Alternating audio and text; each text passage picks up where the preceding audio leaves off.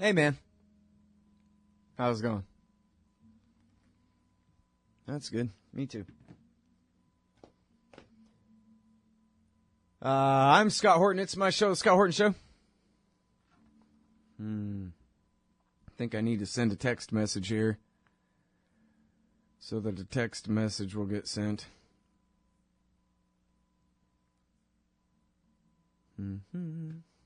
All right. Yeah, it's my show, The Scott Horton Show. That's also the name of my website, scotthorton.org, that is. scotthorton.org. I'm not really an org so much as a human individual, but some other guys got .com, so what are you going to do? I know. You don't even have anything there. I asked him if I could have it. He said no. Anyway, scotthorton.org. You can find all my stuff there. You know what also you can find there? The chat room. That's not just my stuff. That's yours, too.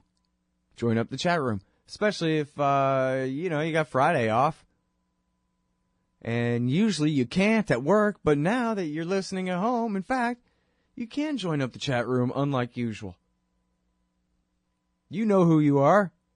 Join up the chat room. scotthorton.org/chat. It's an IRC free node chat, hashtag Scott Horton Show, but it's also just a plain old URL, plain old browser window page, scotthorton.org/chat. Fake name and a CAPTCHA, and you're in there. Questions, comments, accusations, footnotes for when I can't remember. Whatever. El Camino discussions. What's the date? I want to write it on my page, for posterity. All right. So we got lots of news, and hey, guess what? No. Darja Mail is going to be on the show today. All right. Good old Darja Mail, man. I like that dude. He does some good reporting. And this here reporting is about the military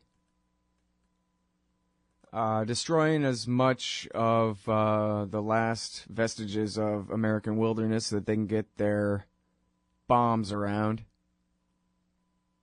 They're really bad people.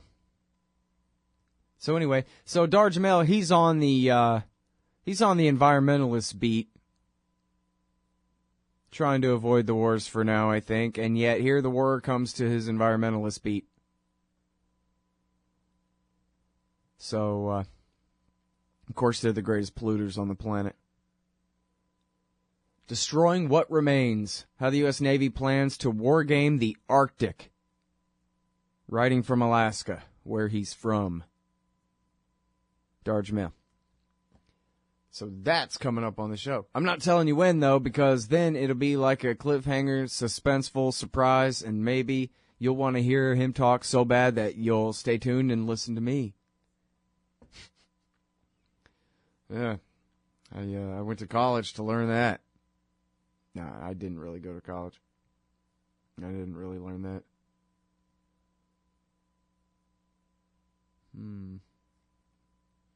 All right, man. Lots of news. Almost don't know where to begin. You know what? Oh, no Aronson today. What a shame. Well, that's where I'm going to start anyway, is his story, because we'll just do a short little police state section here to start the show before the first break. Our friend Trevor Aronson, he's a writer for Mother Jones, and he wrote the book that I wish I'd written. Phil Giraldi and I, we had a whole book proposal and an outline and a sample chapter and all this stuff, man, the whole gig. And we were going to write a book about all the bogus terrorism prosecutions, the fake domestic war on terrorism to go along with the fake overseas one. And they all told us to go to hell. The publisher type people, they said, nobody cares about that. No one wants to read about that. That's maybe an academic work, but not a, you can't sell that. Well, anyway, so Trevor Aronson wrote it.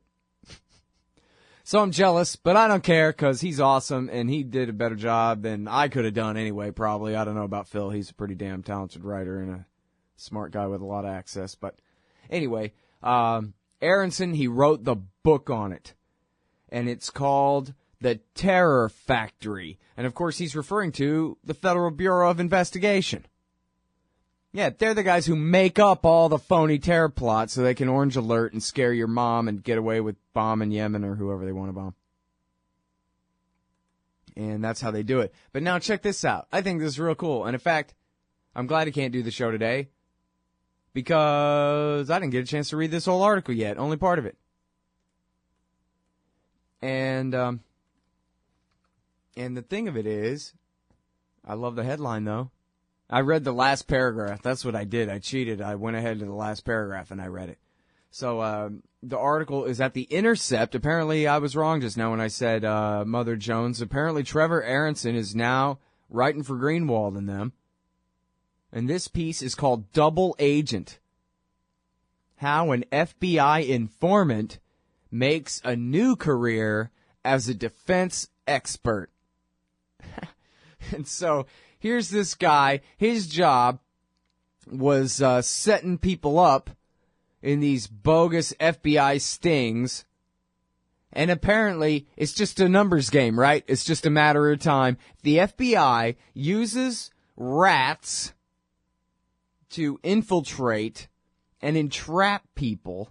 Because oftentimes they just infiltrate people. Like, not even an organization, but just become somebody's best friend in the world. Infiltrate his life. And then entrap him.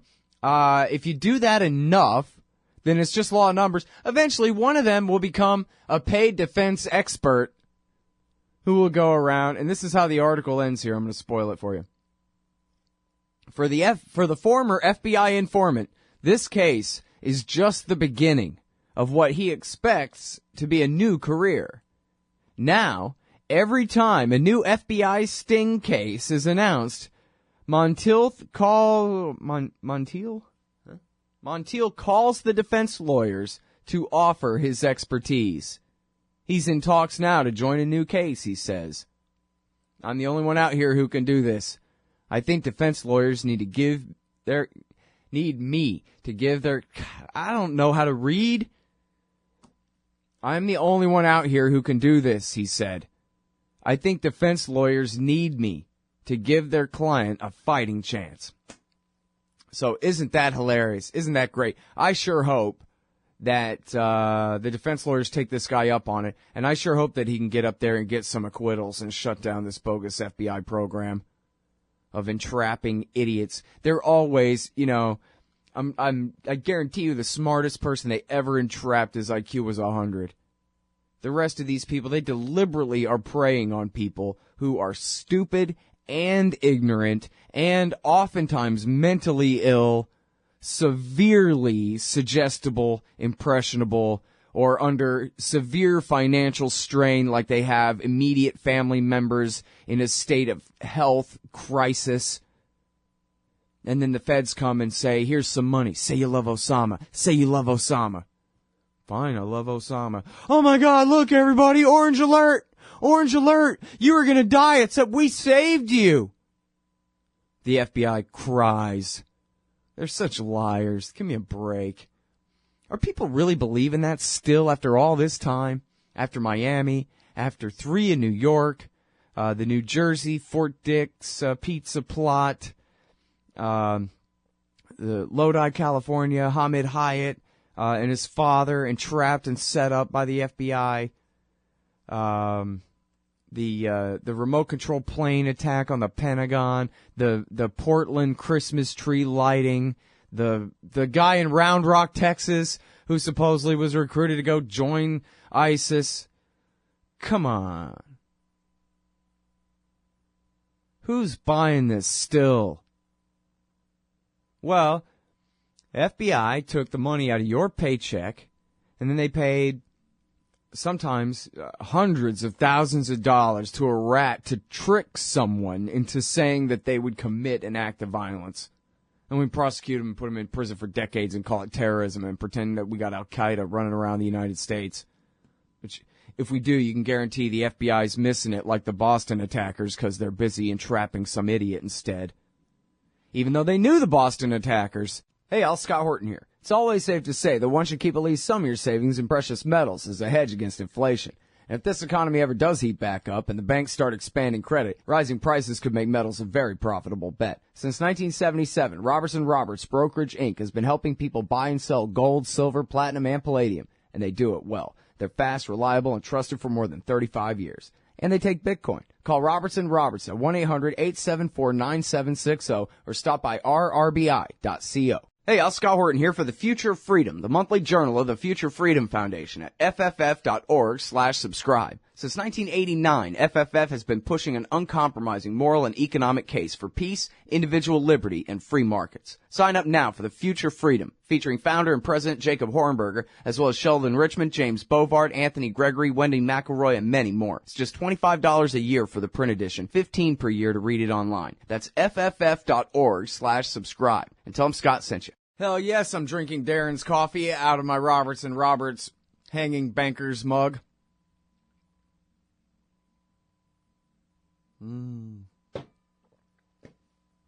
Oops. All right, so yeah, it's my show, The Scott Horton Show. I told you Dar Jamail is coming on the show, but guess what also is going to happen? Brad R. Hoff is coming back on the show. You might remember Brad. He was on for the first time just a few weeks ago. He's writing at a site now called Levant Report, and he had written the article all about what Syria was like before America's Mujahideen were there. And so we talked with him about that, the destruction of Syria. And now you may have seen this report. It's at LevantReport.com.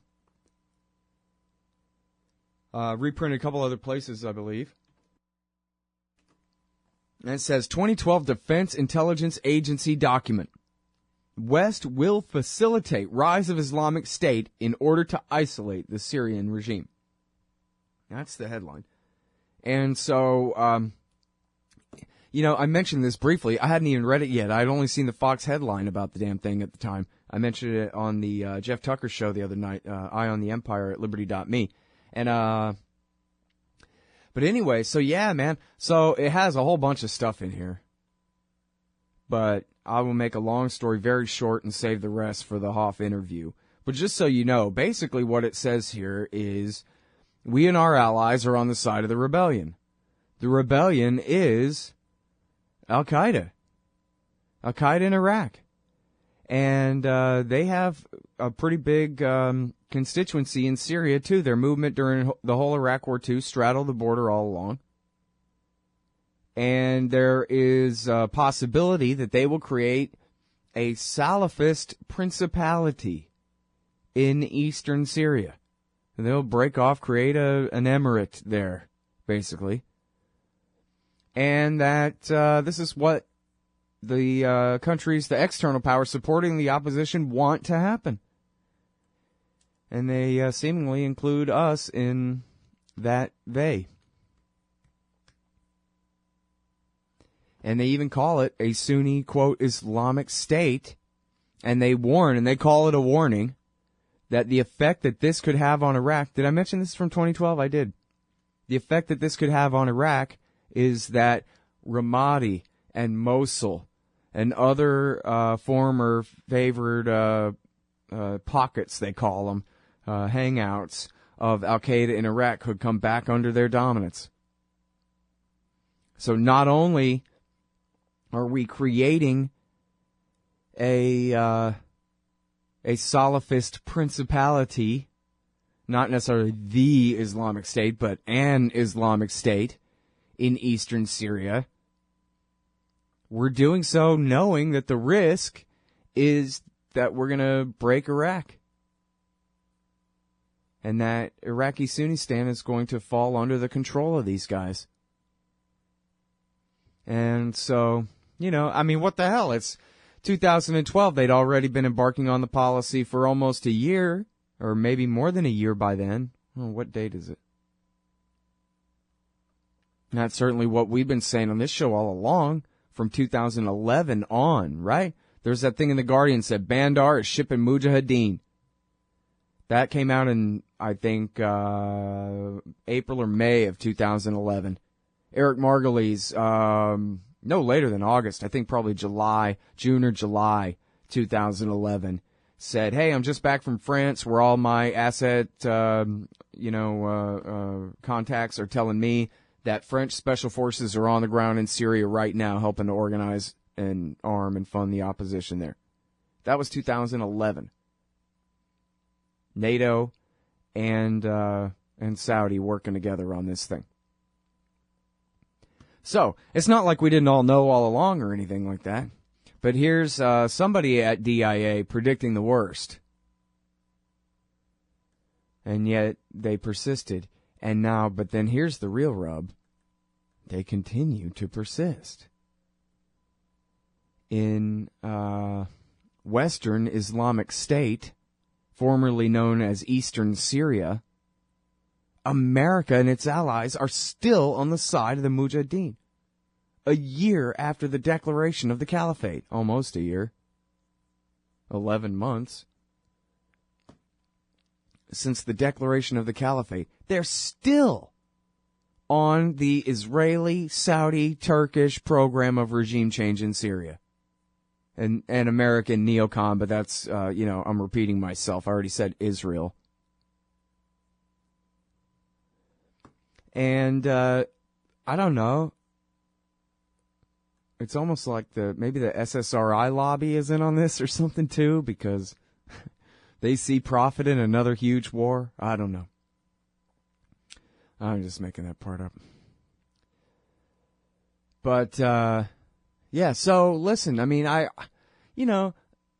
all this stuff sounds like hyperbole. It sounds like a bunch of crap, right? Turkish officials take credit for al-Qaeda gains in northwest Syria. They say pact with Saudis aimed at accelerating Assad's ouster. And there's nothing secret about it. They're bragging about it. It's the Associated Press, for Christ's sake. Right? I know. Isn't it funny? I do. This is my weird disorder thing that I have that makes me this way. Is that even though I've been saying this the whole time for 4 years straight, I'm still completely just shocked and flabbergasted. I can't get desensitized to the fact that what we're talking about is high treason. And I don't mean, in a Lysander Spooner sense, we're like, hey, I don't owe you any allegiance in the first place, so how could fighting you possibly be treason, jerk? I'm for that, but I'm talking about American public officials who are sworn to the U.S. Constitution. And they've been providing aid and comfort to the enemy this whole freaking time. And they're perfectly happy to admit it, and I think it's quite apparent. Correct me if you guys are reading this a different way, but it sure seems to me like they're not doing the slightest thing to try to even encourage the Saudis and the Turks to, for that matter, the Israelis, to back off their policy of backing Jabhat al-Nusra and their allies, who again are sworn loyal to Ayman al-Zawahiri, the butcher of New York City. And then, right now, this is the kind of genius comment that keeps me from the real cushy think tank jobs in Washington, D.C. What happens after Assad falls? What happens when they're successful? Every last Alawite and Shiite and Christian is hunted down like a dog by the Islamic State and killed. Where are they going to go? Boy, the Israelis, I guess, are going to have to let all the Palestinians have the right of return now. All the Israelis are terribly concerned about the humanitarian catastrophe in Syria, you see. And they're going to let all those Palestinian refugees in the Yarmouk camp come home. To their homes. Yeah, right. They would rather die laughing watching every last baby in Yarmouk starve to death. Hey, Scott Horton here to tell you about this great new book by Michael Swanson, The War State. In The War State, Swanson examines how Presidents Truman, Eisenhower, and Kennedy both expanded and fought to limit the rise of the new national security state after World War II. If this nation is ever to live up to its creed of liberty and prosperity for everyone, we are going to have to abolish the empire. Know your enemy. Get The War State by Michael Swanson. It's available at your local bookstore or at Amazon.com in Kindle or in paperback. Just click the book in the right margin at ScottHorton.org or TheWarState.com. Hey, Scott here. If you've got a band, a business, a cause, or campaign, and you need stickers to help promote, check out thebumpersticker.com at thebumpersticker.com. They digitally print with solvent ink, so you get the photo quality results of digital with the strength and durability of old-style screen printing. I'm sure glad I sold thebumpersticker.com to Rick back when. He's made a hell of a great company out of it, and there are thousands of satisfied customers who agree with me, too. Let thebumpersticker.com help you get the word out. That's thebumpersticker.com at thebumpersticker.com. Red, I thought I had a guest, and I was all lamenting that I had to stop talking about what I was talking about already, but then I realized the door ain't coming on for another half an hour. Good deal. So that means then that, I can play this clip I want to play for you. But you know what, before I do, let me tell you this. A friend of the show, take this for what it's worth, says he knows a guy who was on board the Vincent, and he saw helicopters land, and I'm not sure how exactly he knows that bin Laden was there, but he does confirm that, and that there was another Middle Eastern man in civilian clothes who his source was told was an imam there to do the last rites, or whatever you call that in Islam.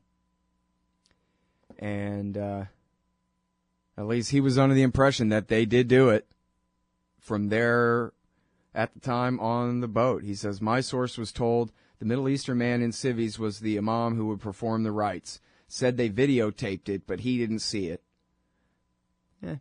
I'd like to know more from sources on board that ship. It's interesting that Seymour Hersh in the article says, certainly seems to imply that he never made it to the Vincent at all. I think. The body was last seen in the custody of the CIA. And then if the burial had happened, he kind of skips ahead to the burial and doesn't really talk about the landing on the boat and whether anybody saw him at all and that kind of thing. He skips ahead to the burial and says, well, the burial isn't in the ship minutes or whatever they call it. You know, they're records and they would be there, and so that's kind of a thing. So, but then when I interviewed him, he says, no, I didn't say that. I don't know what you're talking about. I didn't say that. Okay, I gotta go. I said, well, here's the part where you said. And he goes, no, I don't care. You can correct me after I'm off. Bye. You know, he can be an impatient, kind of testy old man. So, whatever. It's all right. But anyway, point being that I suspect that, well, either he screwed up the way he wrote that or maybe the copy editor nailed him. Because I did see, I forget if it was in the Slate interview or somewhere else, where he said, oh, you want to nail me, huh? How about my copy editor insisted that we write Utah instead of Nevada because she says that they're the same thing? You got me. They practice rating in Nevada, not in Utah. But it wasn't his mistake. It was the copy editor. And I know from the times that, well, Matt Barganier at Antiwar.com, back when he was the editor of Antiwar.com, he was the greatest editor a man could ever have. He never did anything but fix stuff and make it better. But I had a copy editor at, a couple of places where I've just been nothing but frustrated with their, pretended fixes. Changing what I even mean to say. How can you even, come on, man, that's not the same thing anymore. It's frustrating trying to be a writer and have things up to other people. So I don't know if that was his problem or not. Obviously, Hersh knows the difference between Nevada and Utah, but his British fact checker lady didn't. His copy editor at the London Review of Books did not. I guess she thought that Utah was a region in Nevada or something. I don't know. What the hell does she know about anything? Got that Palin Southern South Africa thing getting mixed up there. But anyway, so I don't know. Friend of the show says he knows a guy was on the boat, says, yeah, it happened. And so Hersh, by the way, when he was correcting me and saying I never said that, blah, blah, blah, he did say then that, no, it went to the Vincent. The military had it, or whoever had it, they had it on board that ship, that much is true. So I don't know. Maybe they did just dump his body in the ocean. I really couldn't say. That part seemed to me like, come on, you threw his body in the ocean. And you know what they said? This is the part that made it believable to me, actually, at the time. The slightest bit believable is they said, well, yeah, if we just gave his body to the Saudis to bury somewhere, we wouldn't want all of his followers to make a shrine out of it. A shrine. You're worried that they're going to make a shrine to Osama bin Laden. Really? Like, that is so damned stupid that only government officials could be certain. Doesn't that sound like something so wrong that only they could truly believe that? Yeah, those bin Ladenites and their shrines. That's all they ever do is go around building shrines all the time.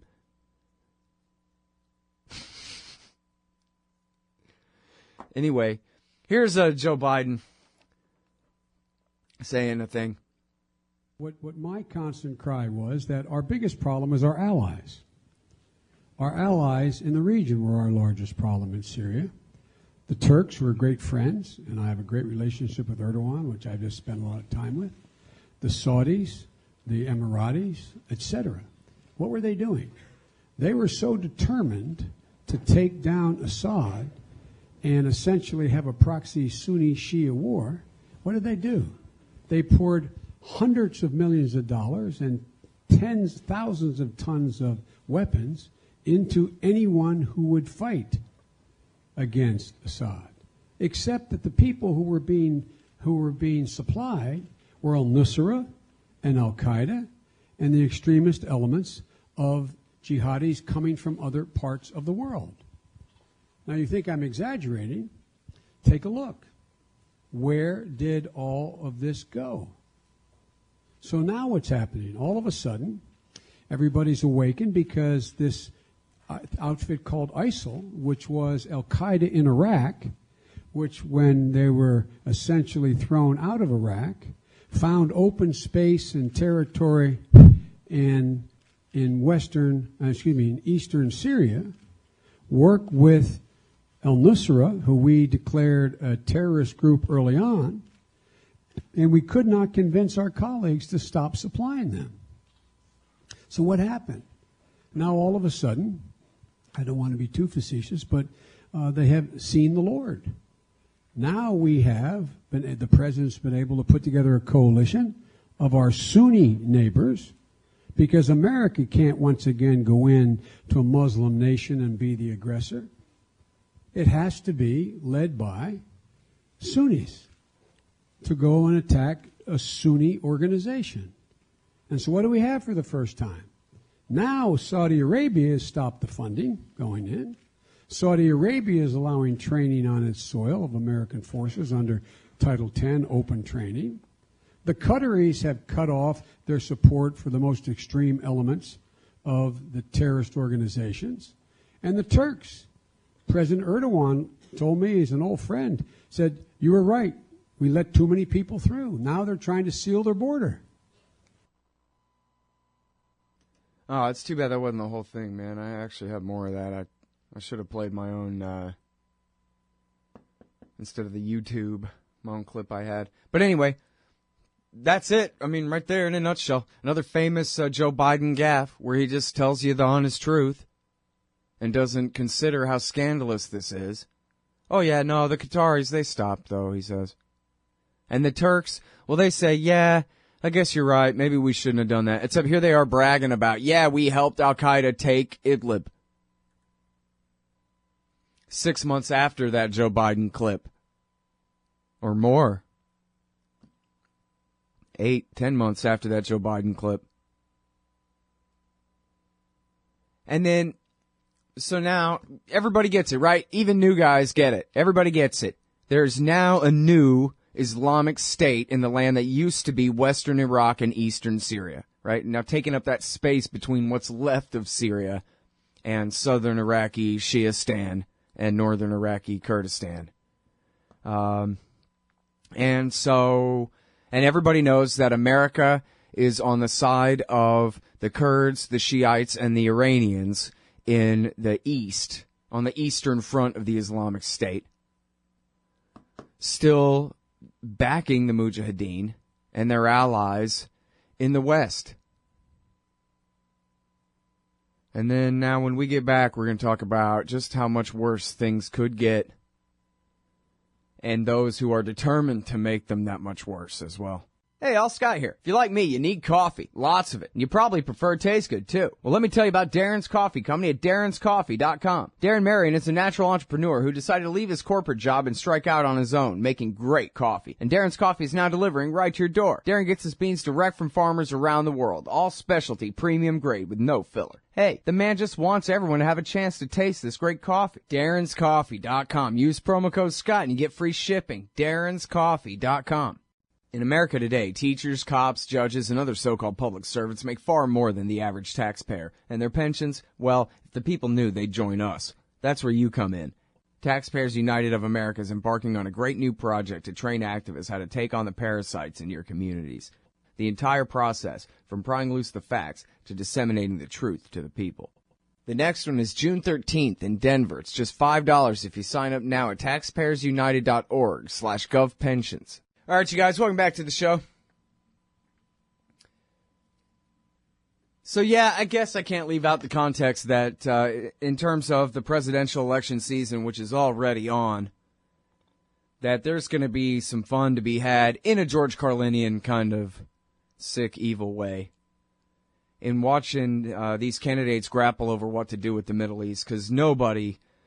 well, put it this way. Any Republican who says, hell yeah, we need to put 100,000 troops back in Iraq in order to solve this problem, and anything less than total victory is unacceptable, et cetera, is digging his own grave.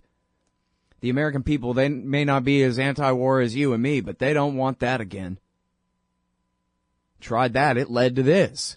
We're going to do that again, what's that going to lead to? Hell. Call it quits, man.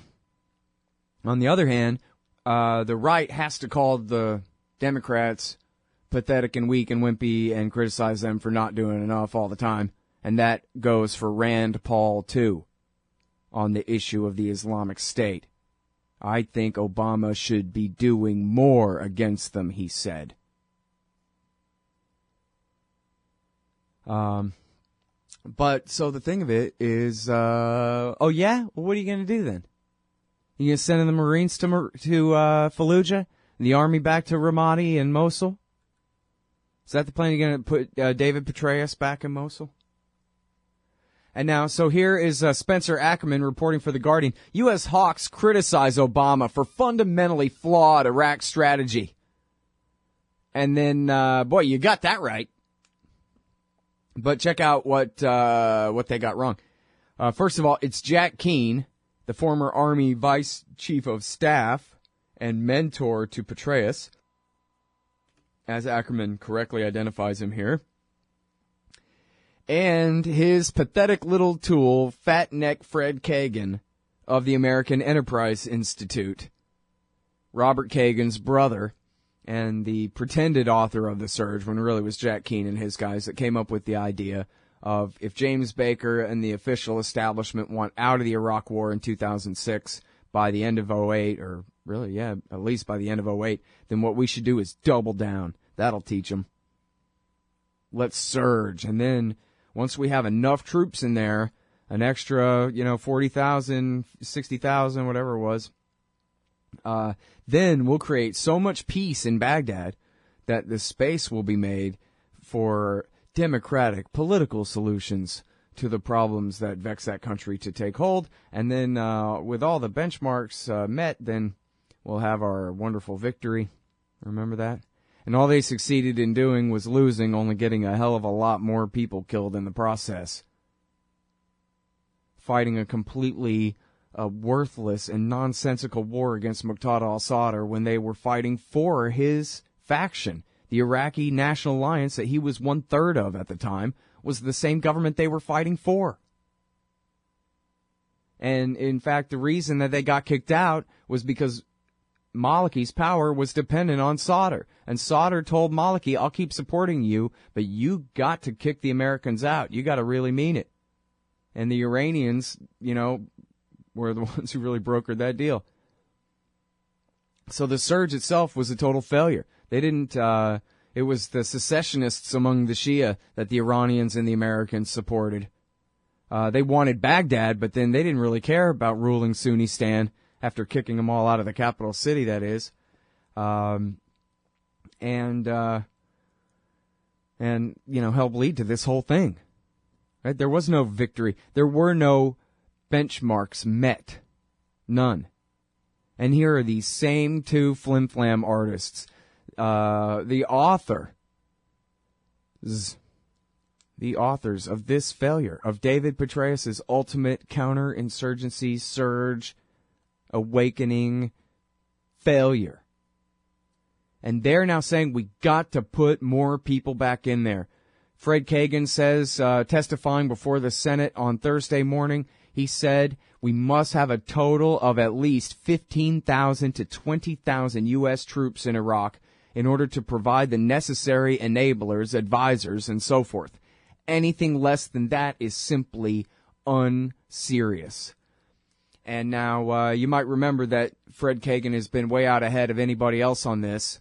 And last summer, he and his wife, well, let's see, it was Fred and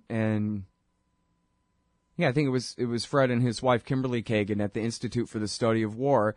They put out a report saying we must put 15 to 20,000 troops into Iraq immediately.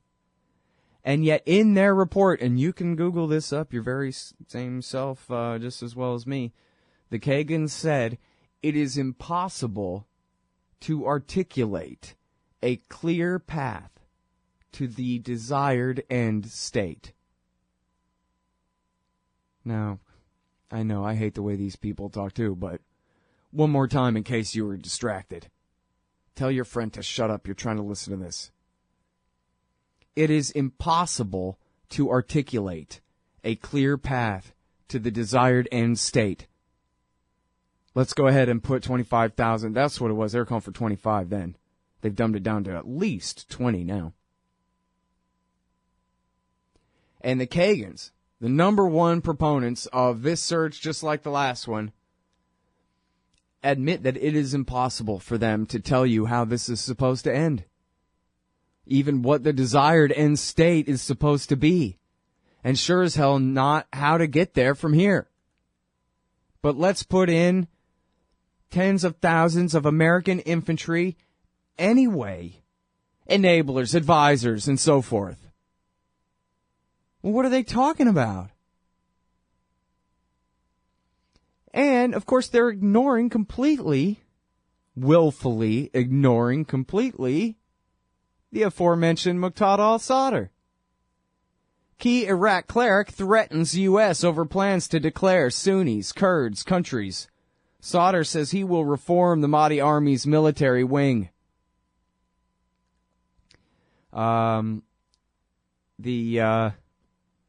He's in other words, he's insisting on Iraqi unity without U.S. interference. And he said before, sorry, I had the wrong story here.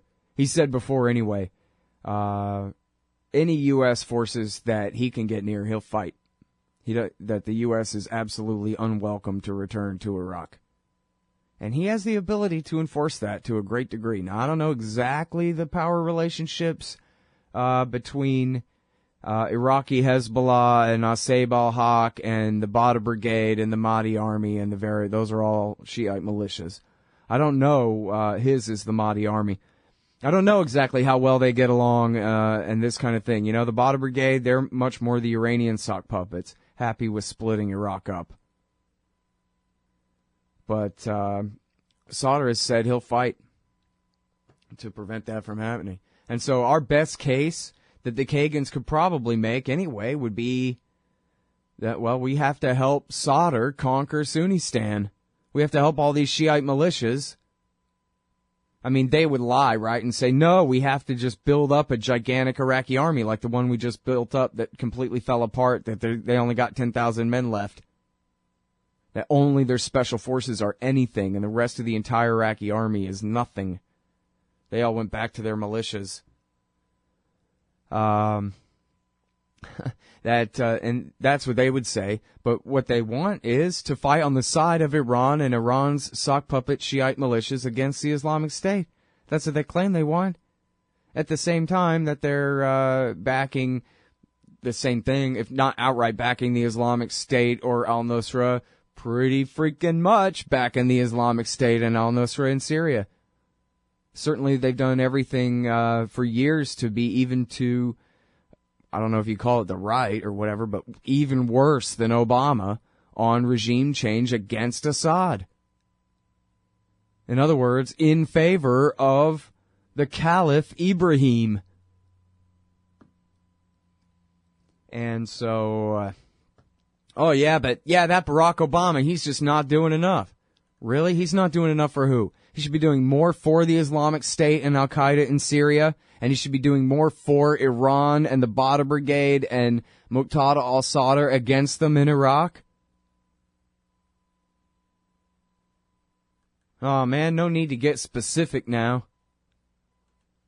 Just pay me. That was what he said. That was reading between the lines of Fred Kagan's shtick. But yeah, no, you know what they would say, of course, is, no, you're right, Iranian influence, we don't know how it got this way. Mystery for all time. But yeah, there is too much Iranian influence in Iraq, and that's why we need as many ground troops as we can possibly put in there to limit the influence of every other faction. Because of how well that worked out last time, you see? Hey, y'all, Scott Horton here for Liberty.me, the social network and community-based publishing platform for the liberty-minded. Liberty.me combines the best of social media technology all in one place and features classes, discussions, guides, events, publishing, podcasts, and so much more. And Jeffrey Tucker and I are starting a new monthly show at Liberty.me, Eye on the Empire. It's just $4 a month if you use promo code SCOTT when you sign up. And hey, once you do, add me as a friend on there at scotthorton.liberty.me. Be free. Liberty.me. Hey, y'all, Scott Horton here. Are you a libertarian and or peacenik? Live in North America? If you want, you could hire me to come and give a speech to your group. I'm good on the terror war and intervention, civil liberties stuff, blaming Woodrow Wilson for everything bad in the world, Iran, central banking, political realignment, and, well, everything. I can teach markets to liberals and peace to the right. Just watch me. Check out scotthorton.org/speeches for some examples and email me, scott@scotthorton.org for more information. See you there. All right, kiddos, welcome back. I'm Scott Horton. It's my show, The Scott Horton Show. And our first guest on the show today is Dar Jamail, writing now at TomDispatch.com. Of course, he's the author of Beyond the Green Zone and The Will to Resist.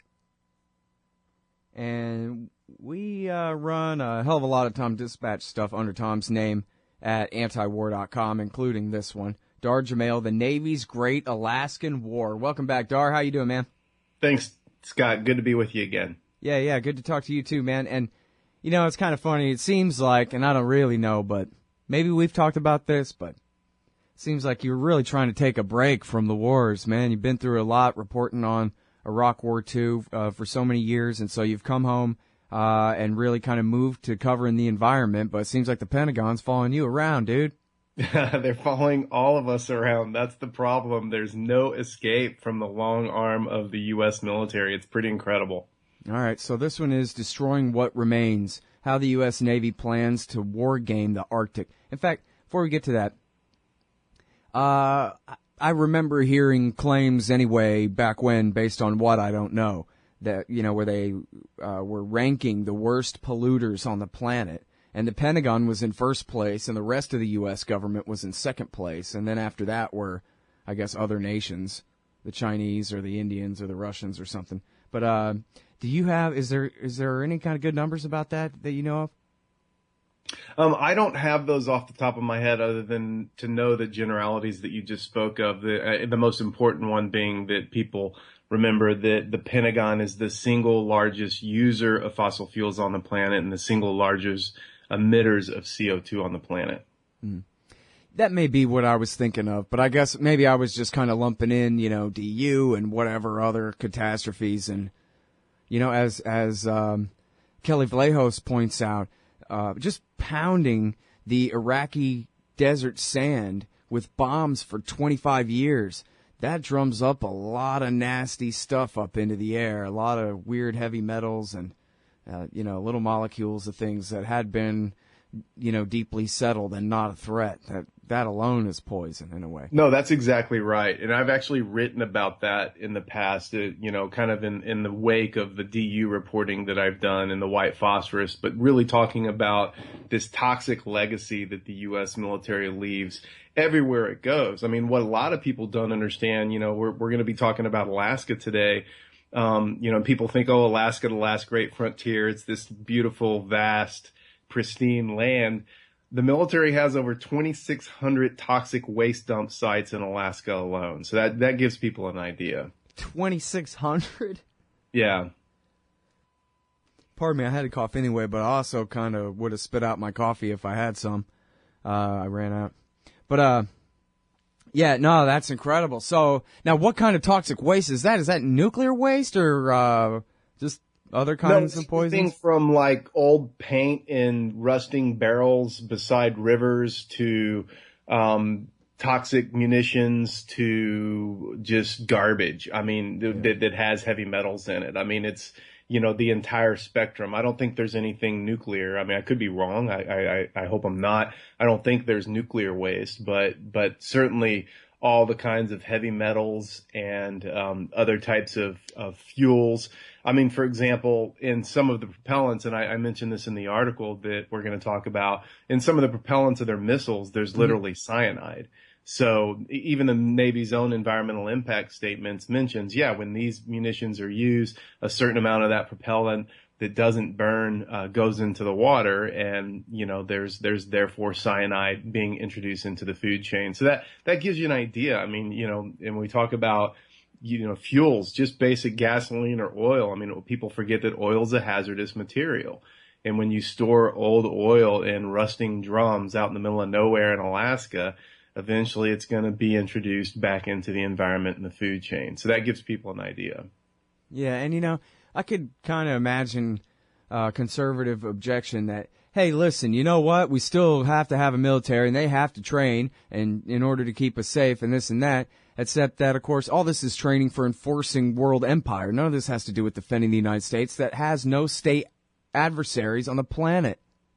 Well, that's exactly right, Scott. And, another counter to that argument is, because I've been running into that a lot. I've been writing now. I mean, it's kind of becoming my beat now, at least one of my beats is following the domestic military expansion. And I run into that all the time. Like, look, the military has to train, et cetera, et cetera. And I would say, yes, okay, they need to train. I understand that, but they need to follow the law, and they need to do so. And if they're going to train, they need to follow their own, really actually follow the NEPA process and really do environmental impact statements and really involve the public in the decision making about what they're going to do, when and how, and do it above ground and follow the law. Because literally what they're doing is not following our own domestic law. And theoretically, as here's a good laugh, but theoretically, since we control the military, if this is in theory a democracy, then they should at the very least be following domestic law with their training, and they're not. All right. Well, so now be more specific on that point then as we get into this article here. What exactly do the laws mandate, and how severely are they being broken here? Well, the basics of them are, without getting too into the bureaucratic specifics that would, make people run from their radios or computers listening to this.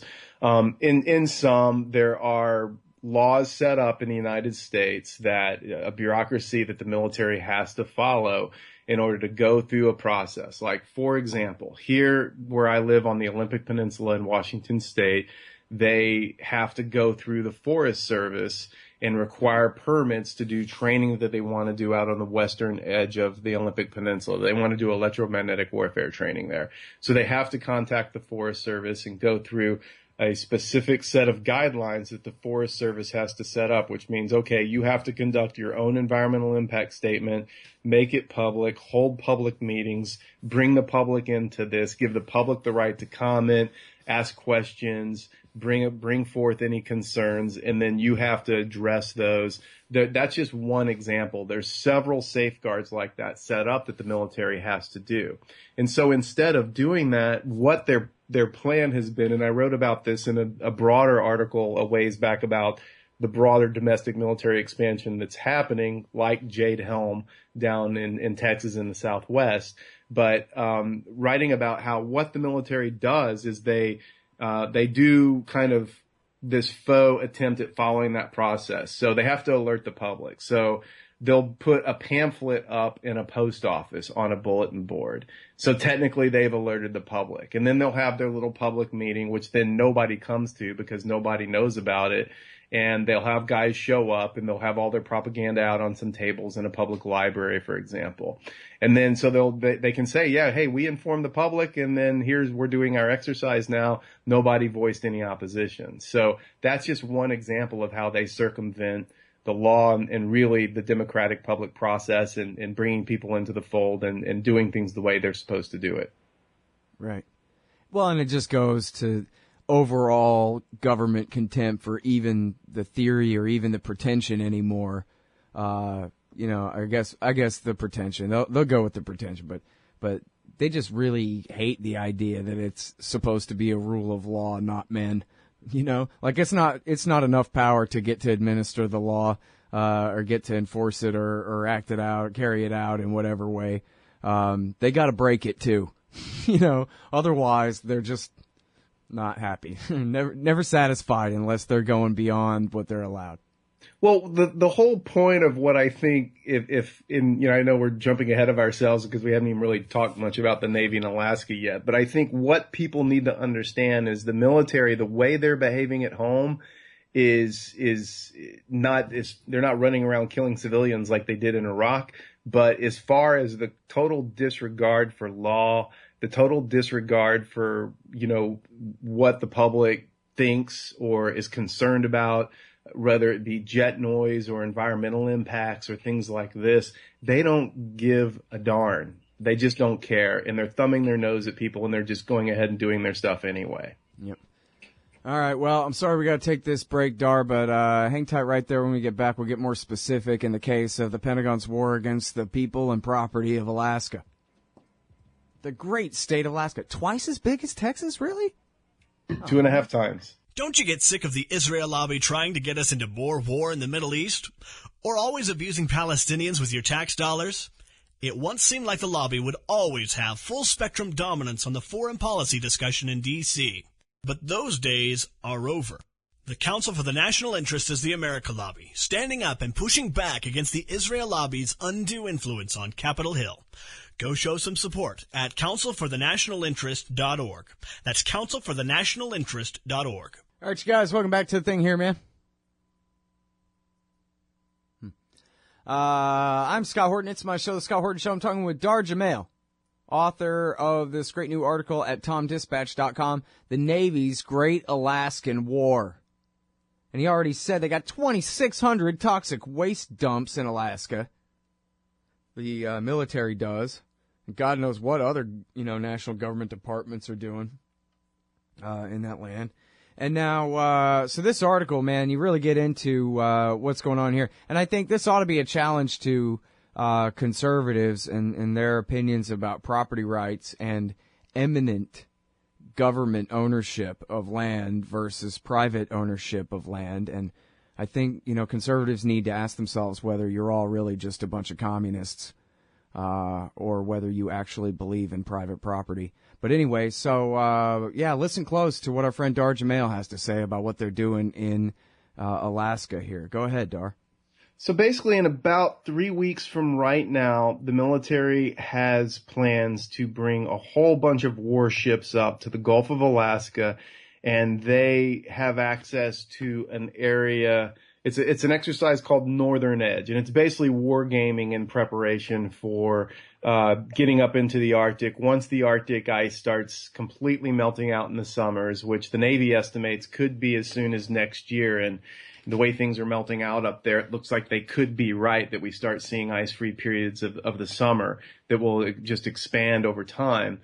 And so they're wargaming in the Gulf of Alaska. And so that means this Northern Edge exercise is going to take place over an area of 8,429 nautical miles. So it's a massive area in the middle of the Gulf of Alaska.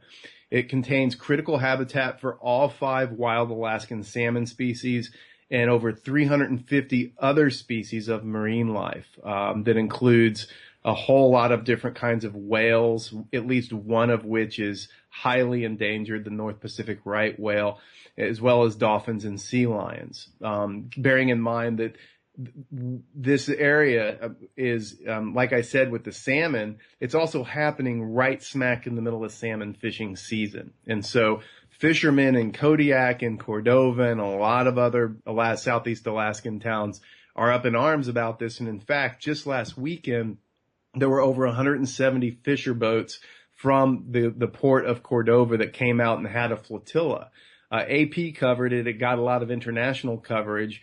No shocker here. It got almost, no coverage here in the United States outside of up with some of the local media in Alaska. But the Navy's plans also, people are so enraged because they are permitted to use 352,000 pounds of what they call expended materials, a huge percentage of those being live munitions, missiles, bombs, torpedoes. They're going to be using active and passive sonar. Needless to say, that's not going to go have good and positive effects on salmon migrating through the area. The Navy's own so-called environmental impact statement estimates 182,000 takes, which is a take is a direct death of a marine mammal or the disruption of essential behaviors like breeding, nursing, or surfacing, which ultimately leads to a death as well. And that's over the 5-year period which their war games are planned on being conducted. So now stop right there for a second and elaborate, please, if you could. Explain how it is that sonar, what's sonar? What the hell has that got to do with hurting anybody? Well, for example, I think most people are aware of the fact that whales and dolphin and migrating fish like salmon, they are impacted in the water by sound waves. Their bionavigational abilities are going to be impacted. It confuses them. And so, for example, anytime you see a big stranding of porpoises or whales, whether it's down in New Zealand or down on the coast of Southern California, oftentimes the Navy is to blame because they've been blasting. They have sonar weapons also, and they've been doing sonar testing and sonar weapons testing. And then, if a pod of whales or dolphins just happens to be going by, they get hit and then all their bodies wash up on shore. And so, in fact, the NRDC just earlier this month, a federal court found the Navy guilty for basically causing over 9 million instances of harm of whales and dolphins and other marine life from blasting sonar off the coast of Southern California. So it's well documented that using active and passive sonar has negative impacts on marine biological organisms. And now, I don't really know enough about this, but I think I remember seeing on the Discovery Channel or some kind of thing, Dar, that what we're talking about here, too, that people need to understand is 21st century sonar, badass sonar. That's an entirely different, level of power and quality than what people are thinking of from old movies or whatever. So it's not just, the boop boop sound or something. They are blasting the brains right out of these animals. No, that's exactly right. I mean, there are underwater sonar weapons testing ranges, even right up here in Puget Sound, right off the coast nearby where I live. There's underwater munitions testing, and they have certain areas where the Navy's already permitted to be doing this kind of thing. And exactly the sonar that they're using, I mean, they've weaponized it. It's not like the submarine movies where, there are these little pings and things like this and these little sound waves. We're talking about levels of sound waves that have the ability to literally explode the eardrums of whales and dolphins, and you can easily find photos of that online. That's well documented also. Mm. Right, and again, not to be chalked up as necessary evil, just evil. But anyway, I'm sorry, I didn't mean to interrupt you, but I want to, maybe a little bit of explanation there because I wasn't sure if people understand how that works. That a little sonar ping is going to destroy sea populations like that, when in fact you almost couldn't overstate it. Well, right. And, another aspect of this is I talk with a commercial fisherwoman and she's also a native woman and a member of one of the tribes in Cordova. And she said, look, put it into perspective. What people don't understand about fisheries is this is how this entire part of that state even exists. Without the fishing industry, they're just going to go away. And that includes the native tribes. And so she asked the question that I think puts this in context. She says, would we allow the Navy to bomb farmland? Why are we allowing them to bomb this fishing area? Because it's basically the fishers' equivalent to farmland. Why would we allow them to bomb it and introduce toxic munitions and cyanide and heavy metals into a place where we're trying to get our food, let alone pristine wild-caught salmon? Hey, what about depleted uranium? Yeah, that too. So it begs the question, if someone describes themselves as a conservative, what are they conserving? Right, exactly. And I think that's the whole thing, man, is environmentalism has too much of a kind of Greenpeace sort of a brand name on it or whatever. But you could just as easily sell it as, rifle-toting conservation, as a kind of conservative kind of a thing. Conservatism is supposed to be about preserving the best of what we've got in our society, supposedly, right? Or is it just about worshiping the military state? Oh, okay, that's different. All right. Great work, as always. Thanks so much for your time on the show, Dar. Good to talk to you. Thanks for having me, Scott. Take care. All right. See you next time. All right, that's the great Dar Jamel. He's at TomDispatch.com.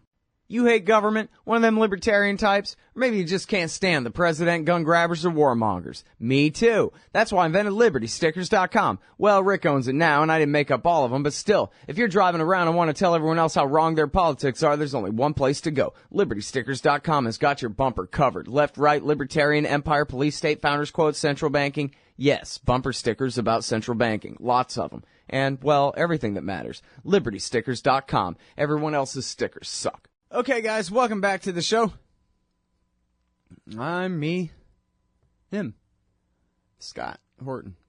Like in the website, scotthorton.org.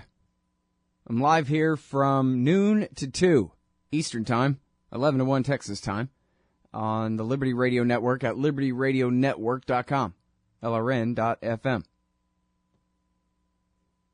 And you can find all the archives and sign up for all the podcast feeds and all that stuff at scotthorton.org. Okay, good. Next up is Brad Hoff of Levant Report, the real Middle East debunking the sound bites. Welcome back to the show, Brad. How are you doing? Thanks so much for having me back on, Scott. Good to talk to you again. Your audio now sounds terrible compared to a few minutes ago. Did something change? Nothing changed. Can you hear me? Yeah, you sound good now. So we'll go ahead. 2012 Defense Intelligence Agency document. West will facilitate rise of Islamic State in order to isolate the Syrian regime. Now, there's much to talk about in this document and in context. But first, I want to make sure, Brad, that we don't overstate things, or that we try to state things as carefully and accurately as we can here. You're a former Army guy, so I hope that you can explain to me just exactly what this document is. It's labeled secret, but then again, it also says information report, not finally evaluated intelligence. And there's quite a bit blacked out, well, with big white squares, but much of it is redacted. And so I wonder if there's any question as to the context of exactly what document are we looking at here. After all, they gave it, not even a lawsuit, but just a simple FOIA, they gave it to Larry Klayman at Judicial Watch. So before we get into all the substance, I wonder if you can give us your best estimation of exactly what it is we're looking at here. Well, you're right. That is a question, and currently there's a bit of debate over this document happening online right now. And that is the question, whether how suggestive of policy it is versus how merely predictive it is. I mean, one of the things that the DIA does, along with CIA analysts, they sit around and, based on their best research, they make predictions. And so, yes, certainly on one level, this is merely as realist a prediction as possible, but it is fascinating, the predictions made, because they seem to have all come true, especially in the last year as Islamic State makes itself known and becomes bigger and bigger. But that's certainly a question, whether or not this is an active policy document or whether or not it's mere analysis. I would tend to side on the mere analysis side. The DIA has been actually pretty consistent when other agencies have not been. They actually, back when President Bush was making the case to invade Iraq, they actually gave some pretty spot-on intelligence about the infamous aluminum tubes. And there was a DIA document that said Saddam was merely seeking those tubes to make mortars, conventional weapons, but apparently that was suppressed by the Bush administration. And so, no, I would say that much of this document is merely predictive, but it's as realistic as possible, and it proved spot on. All right, now, so we got plenty of time for the context here, but for the content. But as far as the context, can you say, is it certain whose voice this is in? They're not saying, well, this is what a guy told us or something like that. This is a DIA employee reporting to his boss what he best thinks. Is that it? Well, I don't know. I've actually personally never been an analyst, though I've worked on the peripheries of intelligence circles when I was at Quantico and in the Pentagon briefly. I do still have a number of friends that are active in the intelligence world, especially CIA, and yes,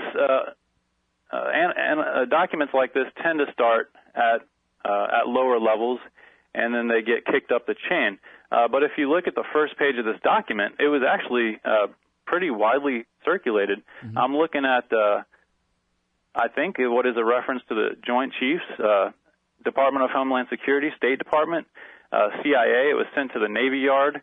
It was sent around to multiple Air Force generals. So it looked like a widely circulated document. But at the same time, it notes that it is an information report, not finally evaluated intelligence. But it was clearly part of the high-level conversation. Yeah, and it's certainly accurate enough. And, boy, I sure would like to see an unredacted piece of this. When you see what they allowed you to go ahead and read in here, really makes me wonder. And that some of these redactions are really big. A whole page, in fact, is missing here. But so, all right, so it's some kind of DIA report. It doesn't seem like they're just saying, hey, boss, this is what an informant told us or anything like that. It does seem to be the opinion of the view or the assessment of the person writing it, as best as I can tell just from reading it. But I don't have any familiarity really with Army documents or exactly how these things work. But that's the way it seems like. And then, so now, we still got time for this segment, thank goodness. Let's break it down. Start at the beginning, the first important part you think that we need to take a look at here, or go from just order of importance. What is it that is such a big deal about this thing? Well, as I was going through the documents on Judicial Watch, and to my knowledge, Judicial Watch, they only published, I think, a selection of the 100 documents that were made available after the court-ordered declassification based on multiple denials of their FOIA requests. But as I was looking through these, I was pretty surprised at the admissions, like you say, but equally surprised, or maybe I shouldn't be surprised, that Fox's initial coverage, for example, just focused on the Benghazi angle. It seems like few people bothered to really dig into this particular, I want to say, August 12, 2012 document. And so when I first started reading it, I had the same really shock or surprise as you did, starting from the general situation, the kind of broad summary. It says, internally, events are taking a clear sectarian direction. The Salafists, the Muslim Brotherhood, and AQI are the major forces driving the insurgency in Syria. But then it follows that up with right away with note C, the West, Gulf countries, and Turkey support the opposition.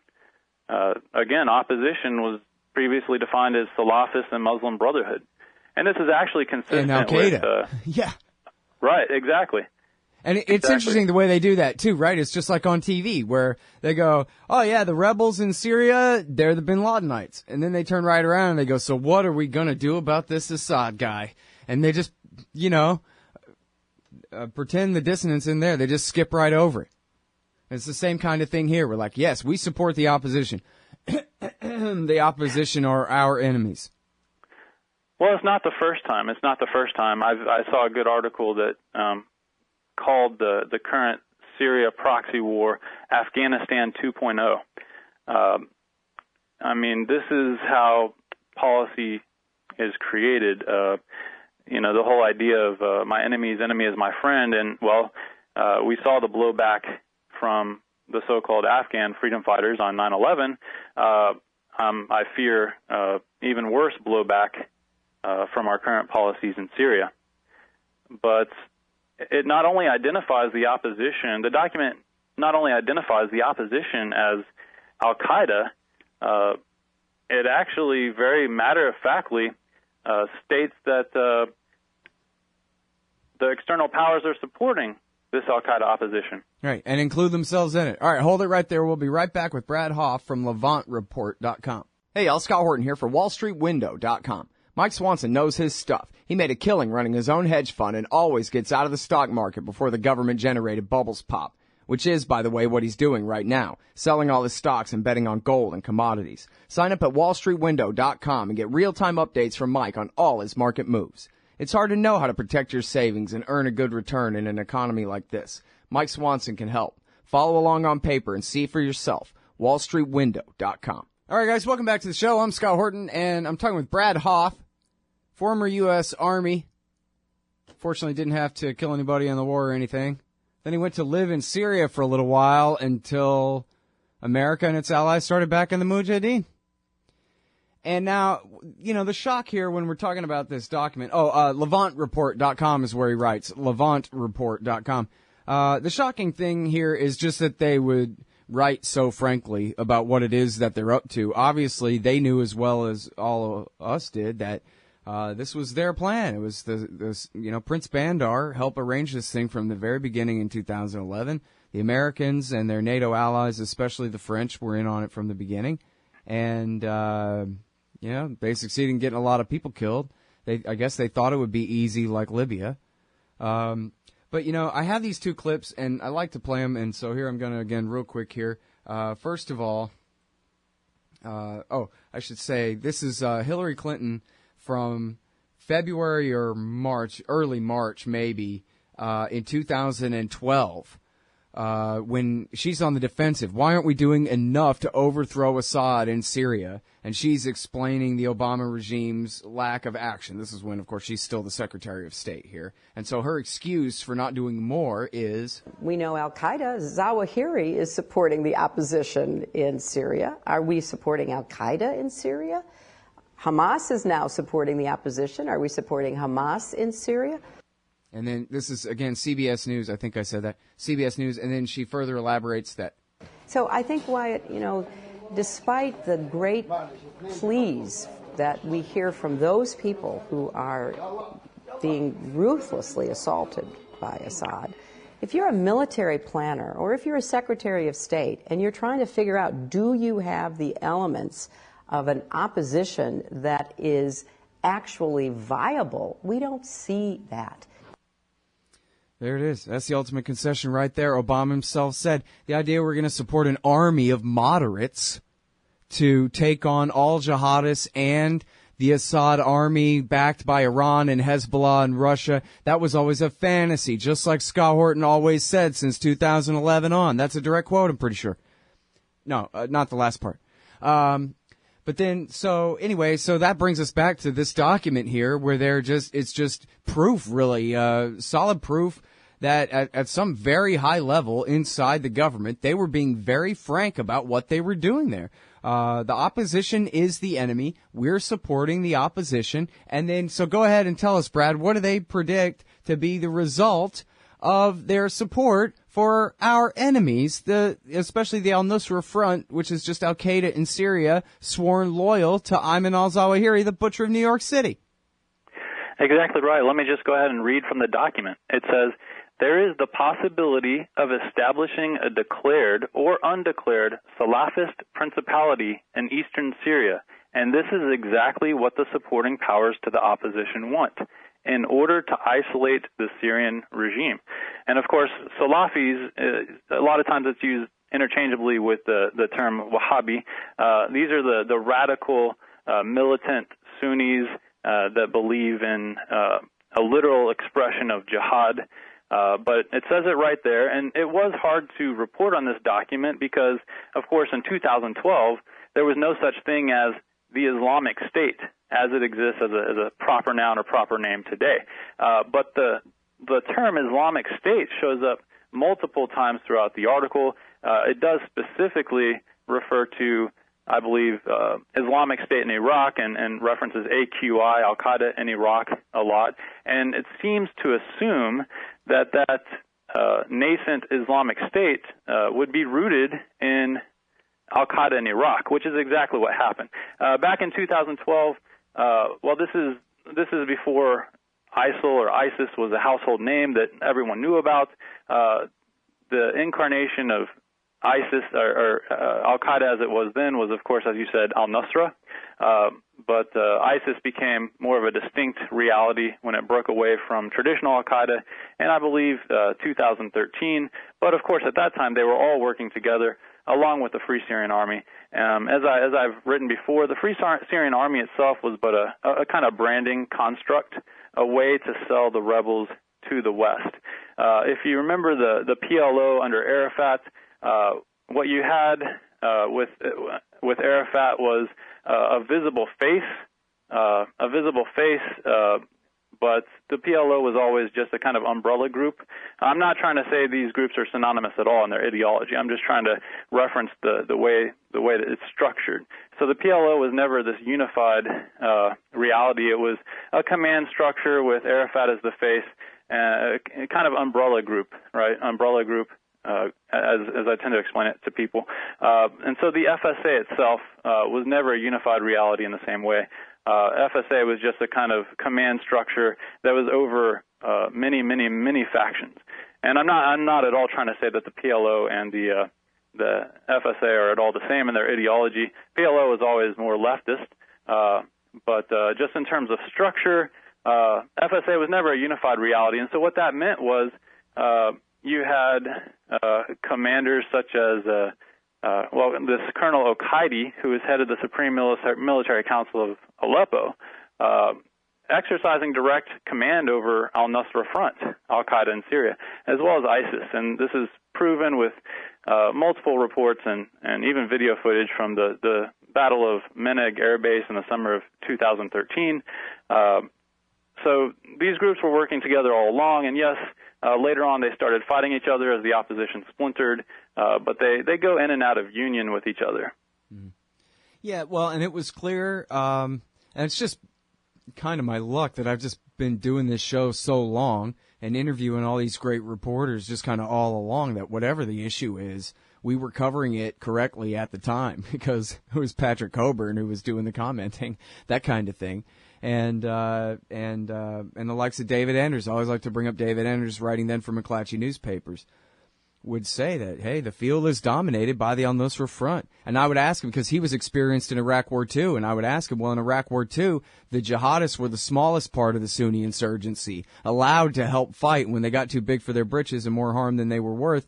More trouble than they were worth, the local Sunni tribesmen turned on them and kicked their ass. And Petraeus took the credit, but that's not what happened, kind of thing. And you know, he knew all that because he had covered it in real time. And so I would ask him to compare that, and he would say, oh, yeah, no, but in Syria it's different. In Syria, the war is the al-Nusra Front, basically. The FSA guys are, you know, more or less standing around, getting paid. Yes, exactly. And so as I said, you find the term Islamic State throughout the document. And yes, you're right. At that time, it was al-Nusra Front. Ironically, we now have a very literal Islamic State. which has taken over much of Iraq and half of the geographic territory of Syria. But in terms of admissions... Well, they say that, too. They say this thing is sure to blow back into Iraq. That's the danger, and they correctly call it a danger, not the plan, but, they basically fully expect it to, even they say, to grab Mosul and Ramadi. Oh, man. No, the DIA was right on in this document. Everyone should read it. I'm trying to spread it far and wide. In fact, I called DIA Public Affairs this morning to ask them for some context, and they're supposed to get back to me possibly through an email, but maybe not at all. I called CIA Public Affairs as well, and I'm trying to get some maybe a quote or some information from them. But in terms of high-level confessions, let me give you one that hasn't seen a lot of circulation. We talked about Ambassador to Syria Robert Ford last time, and I referenced the Meneg Air Base, which was taken from the government by the rebels in summer of 2013. It's well known that Ambassador Ford, had a direct relationship with the Free Syrian Army Colonel Okaidi, who led that assault. And there were NPR articles and AP and Reuters reports and things like this, all confirming that Ambassador Ford was working with the Supreme Military Council at the time. The United States was likely paying the salaries of the commanders, and of course, last time we talked, we also talked about Ambassador Robert Ford's incredibly candid admissions now, saying, well, really there never were moderates. But a lot of people have never seen what his interaction with some Middle East journalists on his Twitter account. His Twitter account is @FordRS58. And his admissions on his Twitter account were so shocking, I actually tried to get some independent verification that this is indeed Ambassador Robert Ford's Twitter account. A number of internationally known Syria analysts follow this account, but I just wanted to make sure, so I contacted Joshua Landis of the University of Oklahoma. He's the director of Middle East Studies there. He also runs the website Syria Comment. He's widely regarded as an expert on Syria. He confirmed to me that this is Robert Ford's account. And on February 23rd of this year, an Al-Monitor journalist, who I believe is embedded in Aleppo, he writes under the pseudonym Edward Dark. He asks Robert Ford on Twitter, do you deny knowing that most of the moderates you directly backed fought alongside ISIS and al-Nusra on front lines in Aleppo in 2013? And this is Robert Ford's response. Absolutely do not deny. Criticized them in 2013 and 2014 and publicly a month ago.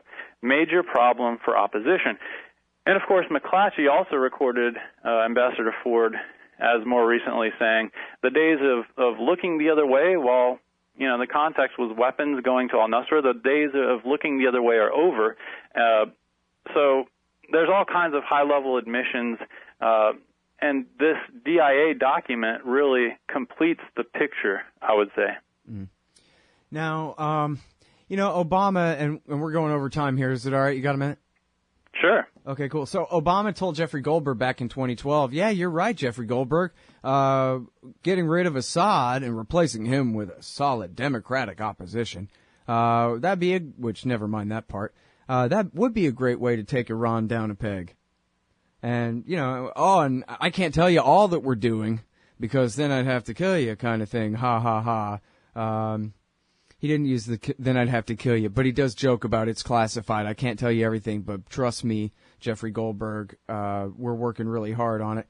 And so that lays bare the motive, I guess, as far as the Americans are concerned. And I guess, the Turks and the Saudis have their own motives for wanting to, hurt Assad. But then presumably, and I don't know about the Turks, but presumably the Americans, the Israelis, and the Saudis have an interest in trying to weaken Iran, even though the Americans stupidly gave them the southern, half of Iraq, basically, the southeastern part of Iraq there. But then it seems like, here's the point I'm finally getting to, creating the Islamic State and allowing the rise of the Islamic State, as so accurately predicted in this document that we're talking about here, seems like maybe it is a good way to hurt Assad and take half of his country away from him. I'll buy that. But in Iraq, all they've done is basically provoke the Iranians into having given them an excuse to double or triple or whatever number their support and integration with the Iraqi government, the Baghdad government, which is, after all, still just the Dawa party basically running the thing. And, whatever differences there were between the Iranians and the Shiite government in Baghdad, this crisis has helped surely to paper those over. We've seen the head of the Quds Force leading the militias on the ground. Of course, they're arming them and training them and paying them, the Shiite militias that are fighting. And so this seems like, if anything, has helped the Iranians solidify their gains from Iraq War II, rather than worked in any way to limit them. I mean, sure, it's helped divide Assad from them, but hell, if you give them twice the Baghdad they have before, who cares? Our alliances currently in the Middle East are becoming so contradictory so fast. I sometimes can barely keep up, as I think is the case with many Americans. What I do know, knowing a lot of Syrians, knowing Iraqis, none of this helps the common people, right, which is what the political class always claims. And so it really sickens me that, to reference the title of Brzezinski's famous book, The Grand Chessboard, it really sickens me that the political class in Washington just sits around and manipulates the region like it's a chessboard. And yes, ISIS is a strategic tool, as you said, to put pressure on the Syrian regime, put pressure ultimately on the Iranians, perhaps used to bring them to the table. I'm not sure if there's evidence that the United States is actively seeking to overthrow the Syrian government, but clearly, Washington did want the fragmentation of Syria, and clearly Washington did want to use ISIS and these other radical groups to paint the Syrian government in a corner. And sadly, nobody wins. No matter if a common civilian on the ground identifies with the opposition or the government or somewhere in the middle, nobody wins. And so it's really a sad state of affairs, especially for people who know people on the ground. It seems increasingly obvious that those in power, those making the decisions, do not actually know people affected by these decisions. Yeah. Well, and if they know what they're doing, then God help them. You know what I mean? Their best argument is that they're the stupidest people on the face of the earth who ever held power. But if they don't have that going for them, then may God have mercy on their souls for this madness. I mean, we're only, whatever, stage 2 of this, certain to be a century-long sectarian civil war over there in the Middle East that George W. Bush started. And Obama has he made sure, right? He's the guy who dropped the cinder block on the gas pedal and jumped out. No doubt, this is a theater war. And, Syria and Iraq, it kind of comes in and out of the media, but Americans need to realize this is a theater war that has the potential at any moment to blow up in a fully acknowledged world war. Absolutely. All right, y'all, that's Brad Hoffe's writing at LevantReport.com. This one is called 2012 DIA Document, West Will Facilitate Rise of Islamic State in order to isolate the Syrian regime. Read it and weep. Thanks, Brad. Thank you, Scott. All right, y'all, thanks. See you tomorrow. Monday.